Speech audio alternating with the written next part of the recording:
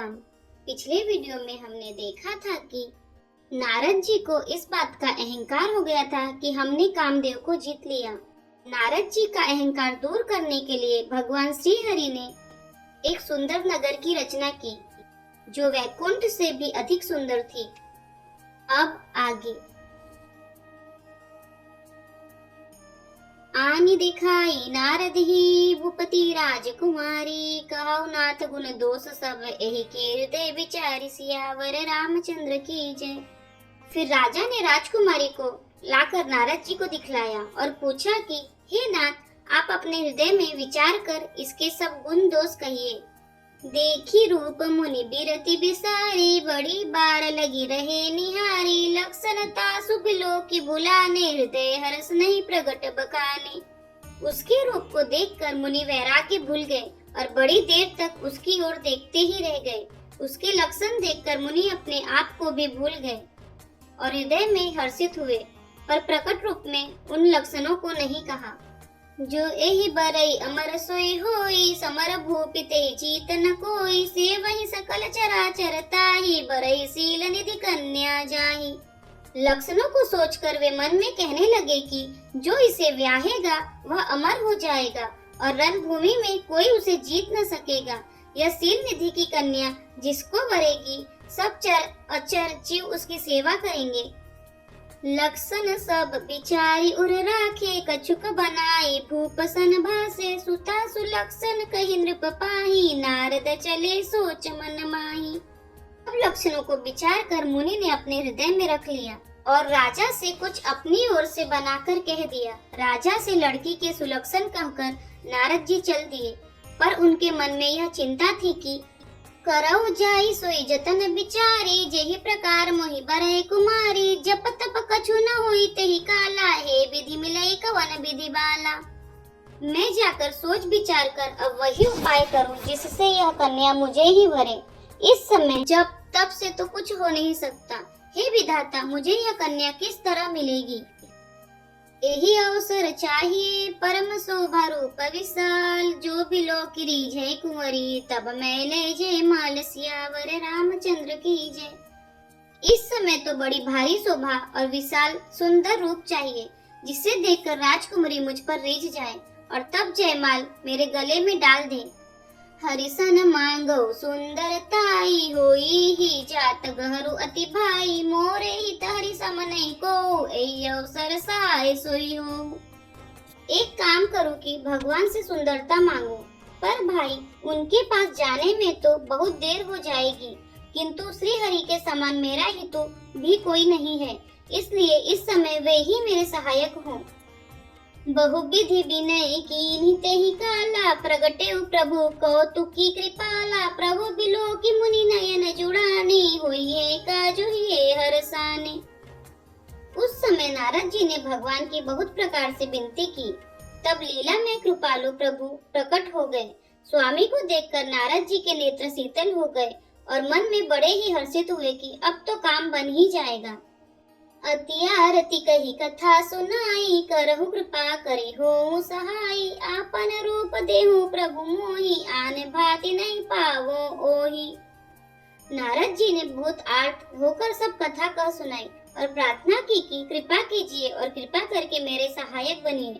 हे प्रभु, आप अपना रूप मुझको दीजिए और किसी प्रकार मैं उस राजकन्या को नहीं पा सकता।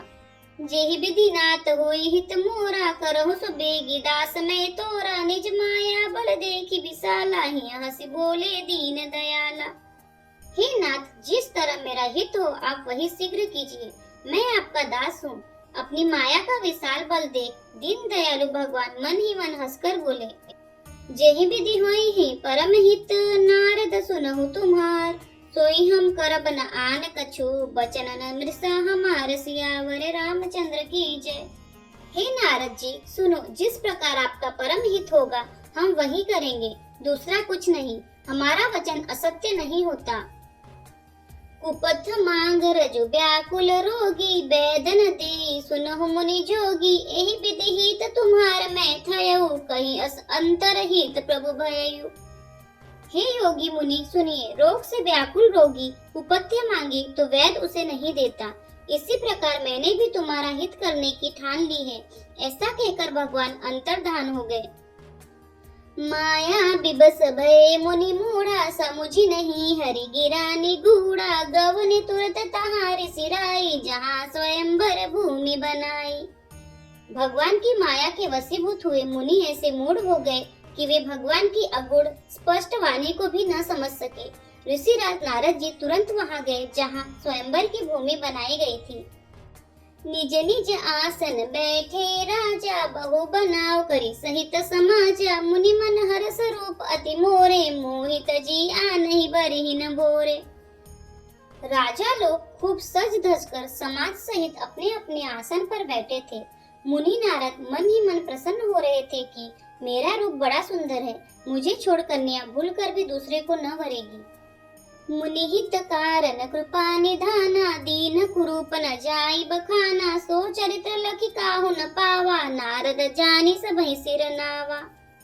कृपा निधान भगवान ने मुनि के कल्याण के लिए उन्हें ऐसा कुरूप बना दिया कि जिसका वर्णन नहीं हो सकता, पर यह चरित्र कोई भी न जान सका। सबने उन्हें नारद ही जानकर प्रणाम किया। रहे तहाँ दुई रुद्र गण, ते जानहि सब भेऊ। विप्रवेश देखत फिरहि, परम कौतुकी तेऊ। सियावर रामचंद्र की जय। वहाँ दो शिव जी के गण भी थे। वे सब भेद जानते थे और ब्राह्मण का वेश बनाकर सारी लीला देखते फिरते थे। वे भी बड़े मौजी थे। जेहि समाज बैठे मुनि जाई, हृदय रूप अमिति अधिकाई। तह बैठे महेश गण दो, विप्रवेश गति लखई न को। नारद जी अपने हृदय में रूप का बड़ा अभिमान लेकर जिस समाज में जाकर बैठे थे, वे शिव जी के दोनों गण भी वहीं बैठ गए। ब्राह्मण के वेश में होने के कारण उनकी इस चाल को कोई न जान सका। करहि कूटी नारद ही सुनाई, नीकी दीनी हरि सुंदरताई। रीचहि राजकुंवरी छवि देखी, इनहि बरी ही हरि जानी विशेषी। वे नारद जी को सुना सुना कर व्यंग्य वचन कहते थे। भगवान ने इनको अच्छी सुंदरता दी है, इनकी शोभा देखकर राजकुमारी रीझ जाएगी और हरि जानकर इन्हीं को खास तौर से वरेगी। मुनि ही मोह मन हाथ पराए, हसहि शंभुगन अति सचुपाए। यद्यपि सुनहि मुनि अटपति बानी, समुझि न परहि बुद्धि भ्रमसानी। नारद मुनि को मोह हो रहा था क्योंकि उनका मन दूसरे के हाथ माया के वश में था। शिव जी के गण बहुत प्रसन्न होकर हंस रहे थे। यद्यपि मुनि उनकी अटपटी बातें सुन रहे थे, पर बुद्धि भ्रम से सनी हुई होने के कारण वे बातें उनकी समझ में नहीं आती थी। उनकी बातों को वे अपनी प्रशंसा समझ रहे थे। काहू न लखा सो चरित विशेषा, सो स्वरूप नृप कन्या देखा। मरकट बदन भयंकर देहि, देखत हृदय क्रोध भातेहि। इस विशेष चरित्र को किसी ने नहीं जाना, केवल राजकन्या ने वह रूप देखा। उनका बंदर का समूह और भयंकर शरीर देखते ही कन्या के हृदय में क्रोध उत्पन्न हो गया। सखी संग लय कुंवरी तब चली जनु राजमराल। देखत फिरई महीप सब कर सरोज जयमाल। सियावर रामचंद्र की जय। तब राजकुमारी सखियों को साथ लेकर इस तरह चली मानो राजहंसनी चल रही है। वह अपने कमल जैसे हाथों में जयमाला लिए सब राजाओं को देखती हुई घूमने लगी। जेहि दिसि बैठे नारद फूली, सो दिसि तेहि न बिलोकी भूली। पुनि पुनि मुनि सही अकुलाई, देखी दशहर गण मुस्काही।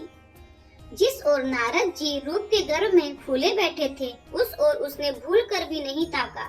नारद मुनि बार बार उचकते और छटपटाते हैं। उनकी दशा देखकर शिव जी के गण मुस्कुराते हैं। धरी नृप तनु तह गयउ कृपाला, कुंवरी हरसि में लऊ जय माला। दुल्हन ले गए लक्ष्मी निवासा, नृप समाज सब भयउ निराशा। कृपालु भगवान भी राजा का शरीर धारण कर वहां जा पहुँचे। राजकुमारी ने हर्षित होकर उनके गले में जयमाल डाल दी। लक्ष्मी निवास भगवान दुल्हन को ले गए। सारी राजमंडली निराश हो गई। मुनियति बिकल मोहमति नाथी, बनी गिरी गई छूटी जनु गाठी। तब हर गण भूले मुस्काई, निज मुख मुकुर बिलो कहूँ जाई। मोह के कारण मुनि की बुद्धि नष्ट हो गई थी। इससे वे राजकुमारी को गई देख बहुत ही विकल हो गए, मानो गांठ से छूटकर मणि गिर गई हो। तब शिव जी के गणों ने मुस्कुराकर कहा, जाकर दर्पण में अपना मुंह तो देखिए। अस कहि दो भागे भय भारी, बदन दीख मुनि बारी निहारी, बेसु बिलो की क्रोध अति बाढ़ा, तिन्हि सराप दीन्हे अति गाढ़ा। ऐसा कहकर वे दोनों बहुत भयभीत होकर भागे। मुनि ने जल में झांक कर अपना मुंह देखा। अपना रूप देखकर उनका क्रोध बहुत बढ़ गया। उन्होंने शिव जी के उन गणों को अत्यंत कठोर शाप दिया। हो निशाचर जाई तुम, कपटी पापी दो, हसेउ हमहि सोलेहु फल, बहुरी हसेउ मुनि को सियावर रामचंद्र की जय। तुम दोनों कपटी और पापी जाकर राक्षस हो जाओ। तुमने हमारी हंसी की, उसका फल चखो। अब फिर किसी मुनि की हंसी करना।